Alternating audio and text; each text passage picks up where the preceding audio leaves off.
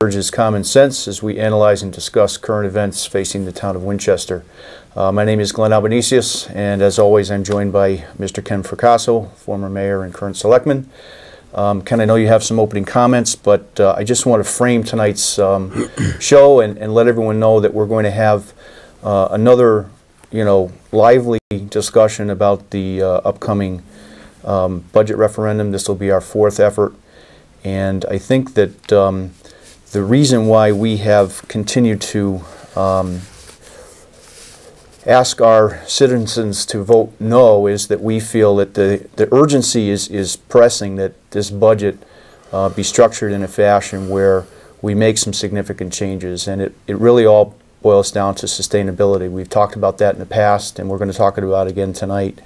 There is some urgency to getting this thing done right, and although we have gotten it down to a zero number, we feel pretty strongly that structurally additional changes need to happen so that when the reval numbers do come in and next year's budget process starts, that we're ahead of the game. And I think that that challenge is still ahead of us, and I hope that people listen to some of the things that we have to say. You may not agree with us, and we accept that. You may not want to vote for us, but I think that the mission at hand is serious, and I know that, Ken, you share that view. Well, I do, very much. To start with, last week we introduced you to a show that seeks not to talk about people but about issues. There'll be plenty of time for that next year before November 13th. We want to take this time to focus on solutions. And we say solutions for a very good reason. We'll identify what we see as the problems, but what we really want to do is to focus on and explore with you what these solutions are to these problems. And we want everyone to know from the very beginning that we do have a view. We are Republicans, and we don't believe that more government spending is the answers to all our problems. Hence, that's the Democrats' plan, is to just keep increasing taxes. We are firmly and solidly against that. We do believe that smart government can help the communities and the individuals tackle the major problems that we face. The first and the most important part is partnering with our allies to form a good leadership, and we don't have that right now. The next thing we need is to have common sense ideas, and that's what we're going to try to bring forth through the taxpayers. And the third factor that we believe is a community consensus. We want the people, you the taxpayers, to give us your ideas, comments, and I think a combination of these three things will help us to achieve the greatness that we're capable of doing. We're here to explore things that make sense to us. As Glenn said earlier, you may agree or disagree with us, and then that's fine. But we're going to put forth some ideas that we think can move us forward. The only thing that we ask you, the taxpayers, is to demand that your government do the right thing for you. We need to hear more from you, the taxpayers. And I think once we have a plan crafted, we can move forward. And tonight we want to talk about long-term strategies as well as some short-term things. Ken, the fourth referendum is upcoming this Saturday at Pearson School. It's 8 in the morning till 8 at night. We just want to make sure that people know that they can vote by absentee ballot if they go to the town hall any day this week, fill out the ballot application, and then they can complete the ballot right there. Again, we want to say pretty strongly that we're not telling you how to vote. I mean, our opinions, we feel, are founded in reality, but most importantly, we want to encourage everyone to get involved. Clearly, the more skin we have in the game, taking ownership of the town's problems, we really want to encourage that. I mean, if you look at the past elections and referendums, the amount of people that come out and vote seems to be trending down. We're a little concerned about that because these are serious times, not only for businesses but for families. And obviously we have some opinions on how to make things move forward. They're critical issues, and the more people that get engaged, we feel that that's certainly important. If I could just interject for a minute, just so the people that are viewing this know, the hours for town hall are Monday through Wednesday are from 8 to 4. Thursday is the long day. They're open from 8 to 7. And Friday is the early day. They close at noontime. So Friday would be from 8 a.m. till noontime. I think maybe if we just talk a little bit about the background, you know, how we've gotten to this point. Budget, as Glenn said earlier, budget number 4, which is coming up on the vote on this coming Saturday, is very, very similar to budget number 3, which, by the way, was overwhelmingly rejected. The mill rate will remain flat, but the spending will increase slightly. The taxes collected will also increase. The Democrats say that this is a 0, and therefore they want you to vote yes. But it's the way they got to the 0. If not for the fact that we had a one-time revenue, of $190,000 from RRDD1, right, we wouldn't have a 0. That, coupled with the fact that we have a police officer that's going to resign in January, so that money for that position has been budgeted for the entire year. So we have a half a year's salary for an officer that's not going to be there, coupled with the fact that we're getting a one-time windfall of $190,000. It's Glenn and myself's belief that money like this, that only happens once in a while, should go into the fund balance where it's desperately, desperately needed.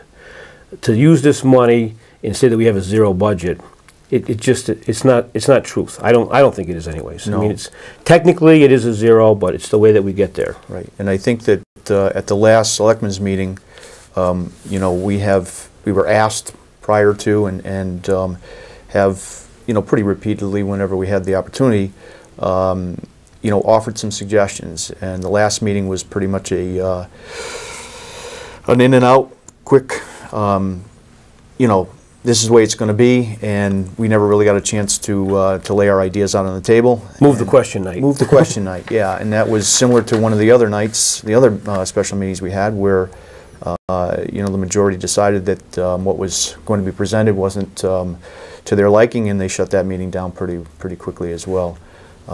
We certainly, you know, feel pretty strongly, as I said before, that there is some urgency to the situation, that in order for this town to solve some of those fiscal issues, we need to make some significant changes. And those are painful changes. And I got to be honest with you, if you look at, you know, on the national level, there have been some governors that have tackled, you know, pretty serious financial situations, and they did it by taking some radical steps to solving the problems. Not necessarily popular, not necessarily easy, but as you and I have said repeatedly, Ken, the challenges facing our town are no different than you know, other towns in Connecticut, other states, certainly our federal government.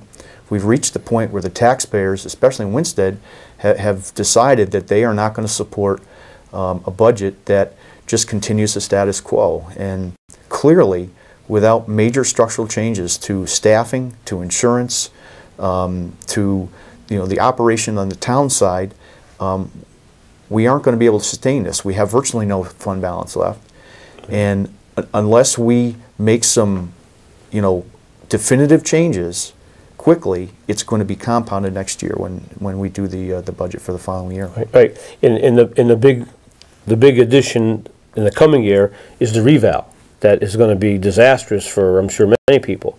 But let's just step back just for a minute and explain why we don't think that this is a 0. Because the spending does go up. We are going to collect more taxes, and as I just mentioned, this one-time revenue of $190,000 plus the fact of a police officer that's going to retire in 6 months. You know, we just keep spending this money in the same places. But there is a solution to this problem. We need to rein in our current services. They're just far too expensive for the voters in this town, and you know, we can do this by reducing our expenses, by making the necessary changes in those areas. As Glenn mentioned, the health insurance, our pension plan. I mean, these are the items that need to be looked at, and reductions can be made. Then we need to restructure our government. You know, we need to have it the right size. We've said this time and time again. We have asked the town manager to look at every single department in this town. Have you seen a report yet? I mean, I know I haven't. Nothing specific. No. I haven't seen anything. But I mean, these are the things that we need to have happen. We have to make the changes whatever those changes are necessary to ensure that our tax base can accommodate normal growth in a cost plus a catch-up in capital spending, which is how we plan to reinvest. In this budget that we're going to vote on Saturday, none of these items are included in that. It was basically, as I said, a remake of Budget 3 with some one-time windfall money. Right. And that's where we're at right now. Right, and I think as some of you may have gotten or will get, there is a letter going around saying, and I read, the people have spoken and they want a zero budget. Mayor Mary Ann Welcome. Finally, your government is listening. You stopped higher taxes. 0% tax increase, vote yes on Saturday the 27th.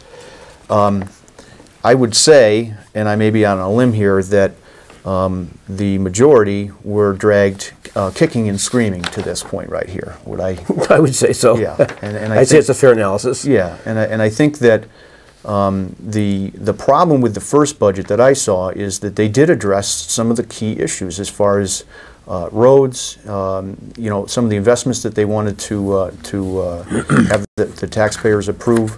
The problem is the backside of the equation was there were no spending cuts, and that's exactly what's going on in you know, our state government and as federal government. As I mentioned before, there's plenty of ideas as to where money should be spent and grand plans and stuff and things like that, but the offset to the taxpayer needs to be some savings and spending, you know, cuts elsewhere. Right, there's no consideration as to where the money's coming from other than just raising the taxes. Right. Which is, I foresee as an impossibility here in this town. Right. We have gotten to that point, Ken. I will totally agree, and I've heard that argument before, and you see it on the blogs repeatedly, that you know, you need to invest in the town, you need to spend more, you need to vote for increased budgets. And the problem is that the reality is, for most, you know, families, we've reached the point where enough is enough. And as my dad used to say, that day was always coming in his mind. Well, we're here. And clearly the voters have spoken, and it's not just going to be Winchester, it's going to be other communities as they come up against the realities too. The one problem, or the one side of the equation, again, that Ken, that you and I have spoke about repeatedly, is the Board of Education. We feel pretty strongly that there are some savings and efficiencies that could be realized on that side, and the problem there is that they're protected by the MBR. They get an allotment of just short of $20 million. You and I tried to, last year, the year before, challenge that and say that because of the reduced number of students attending the schools and the fact that we had a larger infrastructure than we really needed, we felt pretty strongly that there were savings there. That Plus the consolidation. Exactly. There were a number of factors that led up to the opinion that we held pretty strongly, that we could save money on the Board of Education side, transfer some of that savings. And we never said all of it, but some of that savings to the town side.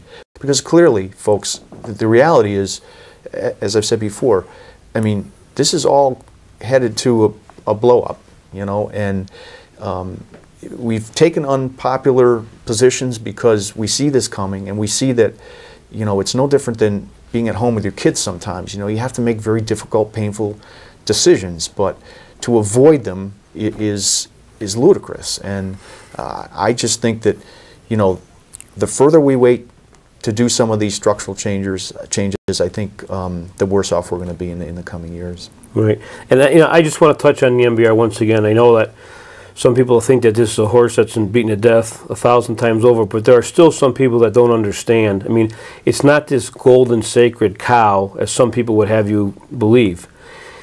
If, as Glenn stated, you know, we had this mass reduction in student population, which we have had the consolidation of 7th and 8th graders going to Gilbert School, which has been a huge success, by the way. If, in fact, the Board of Education could possibly walk hand in hand with the Board of Selectmen to Hartford, and we would be in agreement on any of this, they would gladly reduce the MBR.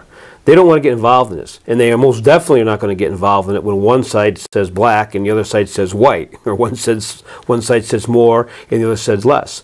They're going to leave it right where it is, and I forget what year that they based this on, 2005 or 7. I mean, the year, it doesn't really make any difference. But I mean, it was a random number. They just, chose one year. But we've had many changes since that time. And it's a terrible plan. It needs to be addressed on a state level. And I think that's probably the only relief we're ever going to get if in fact it does come through representative and other state legislators that make a change. But that aside, if we go back now to our basic intention, which is to talk about this budget vote, we want to tell you some of the things that are not included in Budget 4. It has no restructure of health benefits or pensions, and these are the most expensive. They show the highest growth from year to year, usually double-digit increases. And we have to get away from this Cadillac plan that Winsted has enjoyed for several years. There's no other community in the state, and from what our insurance guy tells us, that there's no state agencies that have a plan that even comes close to mirroring what we have here in Winsted. So, and those are the two biggest areas. That, along with a defined pension plan. We are funded, here again the number beseeches me, I want to say around 70 or 74%, I think. Mm-hmm. But I mean, we still need to add money to that, the pension plan. But these are areas that could be looked at right away, and these are changes that could be made immediately. We have a budget union process going right now with supervisors union. There's also the public works contract, the clerical. I think it's just about every single one. The police, I think, is next year, but they're all within the next 12 to 18 months that we're going to be looking at. And these are areas that need to have some serious reductions made. Right, and I know that there is a specific union contract that is, been negotiated or is in the process of being negotiated. We're going to be looking at that pretty soon, and clearly, without speaking out of turn, I think that there was a strong move on the Board of Selectmen's part to look long and hard at how these contracts are going to affect us in the future. Mm-hmm.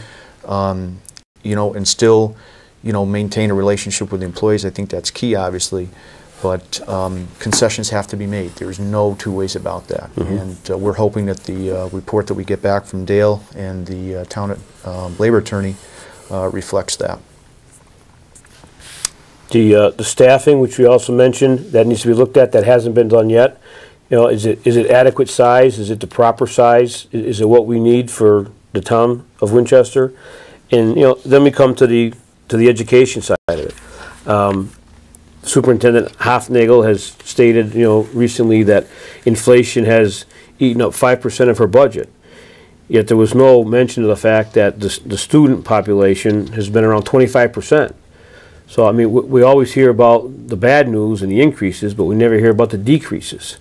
And if you're going to vote yes, you're voting to write off investment in our citizens that are in favor of more spending on staff.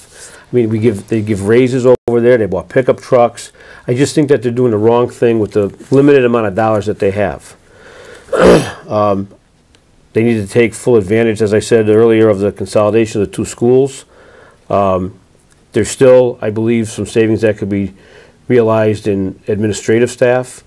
I just think that there's a lot of areas that could be looked at. And we need to capitalize on it. I mean, clearly we've talked about the same issues, and the Board of Ed has defended the same issues time and time again. And part of the urgency that I mentioned early on is the fact that we need to start doing some of these things now. And the reality is, it's sad to say, I think the voters are on our side, at least the ones that are coming out and voting on the referendum. But politically, the majority that sits on the Board of Selectmen, certainly the majority of the Board of Education, just don't feel that they want to head down this path. And I think it's at our peril, to be honest with you. That's my opinion. I mean, clearly these changes have to be made, and the sooner that we start to put the political issues aside, this is about sustainability of our government and our town and moving ahead. And we haven't even gotten to the investment side of the equation. We're just concentrating right now on trying to, craft a budget that addresses some of these issues as far as where can we find savings. That's critical. We have to start to do that. There also is a couple of items in the budget that I'll pick out. There's, I believe, $20,000 set aside for planning and zoning regulations. I said this from day one, that I believe this is something that can be done in-house, that's $20,000 we could keep in our pocket. And on the other side of the equation, there's $20,000 for neighborhood stabilization, which I think is grossly underfunded. I think that should be a $200,000 figure, not $20,000. I just want to sidestep for a second, along with the 0% that we had from the Democrats. There was also I guess it's supposed to be a letter. It looked like it was a copy of something that Selectman Candy Perez wrote in a newspaper. And I just want to read one of the things here. It says, she talks about stabilization. Stabilization downtown neighborhoods and creates a strong school system to attract families. The Democrat proposal contains funds for neighborhood stabilization programs. You know, if this wasn't so serious, it would be funny, because I distinctly remember when we were campaigning last year, this was an idea that was brought forth by Marcia Sterling to stabilize the neighborhoods downtown and to bring back growth and to convert single-family home, or I'm sorry, to convert multi-family homes into single-family homes. And Mrs. Marianne Welcome at the time scoffed at the idea, as well as did Candy Perez. And now they're trying to take credit for something that the Republicans have put forth. But the only problem here is that it's grossly underfunded. I mean, $20,000 isn't going to do anything. It needs to be, as I said, I believe $200,000 for some tax incentives to clean up these areas and to make these multifamily homes into something that is, you know, people would want, and it would raise more taxes. They also mentioned that the fact of let the school board come forward with a sub-MBR, which is the plan we were not able to approach that night at the short meeting. So Glenn and I wrote a letter to the editor that contained all our ideas, and they, you know, systematically picked each one apart. And we've already talked about this, that if the fact remains that if we did go hand in hand, which right now seems like an impossibility, but if we could, that this would be lowered. So I mean, there are ways out of this. It's just, you know, if they want it to happen, they will. If they don't, they won't. So I mean, it's something that's going to take some work, and but it's something that's worth doing. The other thing that this budget does not begin to address is the reval. Now, we are both well aware that the reval has nothing to do with the budget that we're trying to craft that should have been passed already, but is not. We're very well aware of that. What we're trying to do, Glenn and I, is plan ahead. Now, there's a new idea. You know, we know that we're going to get hit, and we're going to get hit hard.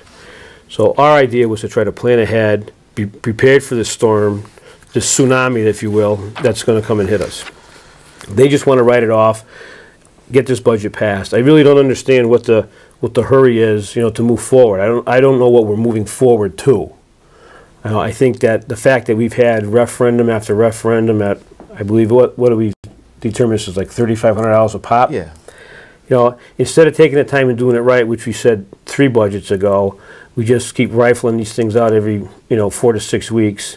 And, you know, I think that we're just going to keep seeing no votes until we get something that the town people can, you know, wrap their arms around and embrace and really get behind and stand for. Right. So I would agree, and as I've said before on this show and in public as well, is that we're not without opportunities.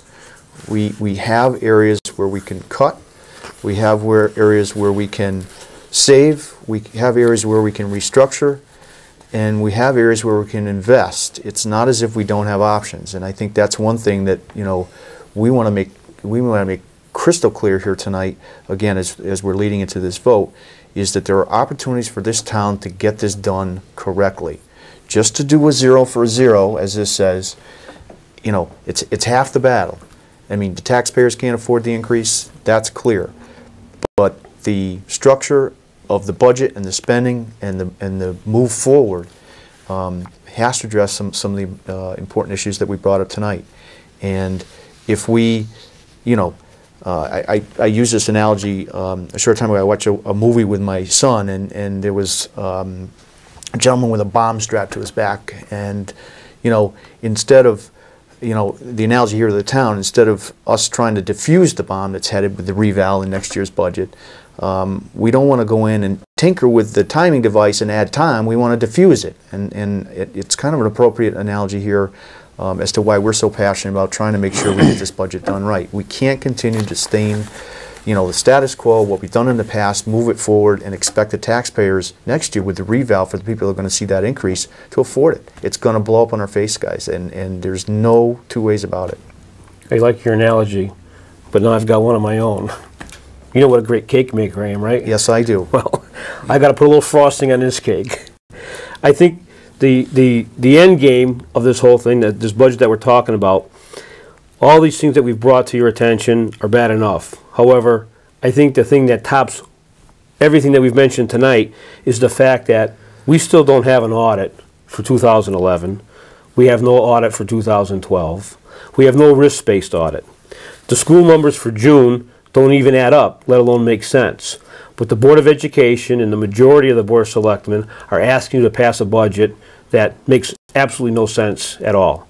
You know, the local government doesn't have the right to simply keep taking more and more of your money without even explaining or attempting to justify where these dollars are going. And we're not the only ones that bring this up. I mean, there's been several people that have come, you know, and spoke during public comment, and you know, we're demanding a line item budget from the Board of Education and wanted to know, you know, how come we haven't had an audit. There was a little back and forth at our meeting at the Gilbert School where Selectman Perez said that, you know, we always do budgets without having that audit completed, which is a complete falsehood. She was corrected that night by someone in the audience. But it's just, you know, we are forever putting the cart ahead of the horse. You know, we need this information. The townspeople need this information to make a, you know, educated, you know, choice on this budget. That's my belief anyways. No, and clearly, Ken, all the audit information and the fact that our fund balance is so low, it's going to affect our ability and maybe eliminate our ability to borrow money as we get to the investment side of the equation. We've said that time and time again. So all these things get factored into why Ken and I have been pretty adamant about maintaining our positions. And it's not just to, you know, poke anybody in the eye or for personal gain. You know, we hear those criticisms time and time again. The fact of the matter is that we're willing to make difficult decisions to move this forward in the right direction. And there's only really one direction that this can head. And we feel pretty strongly that we've got an opportunity here that we can take advantage of. And we're going to continue to, you know, to speak our opinions. And again, we hope that you vote on next Saturday. We appreciate your time tonight and look forward to a referendum that allows us to go back and adjust some of these things that need to be adjusted. Thank you very much. Thank you.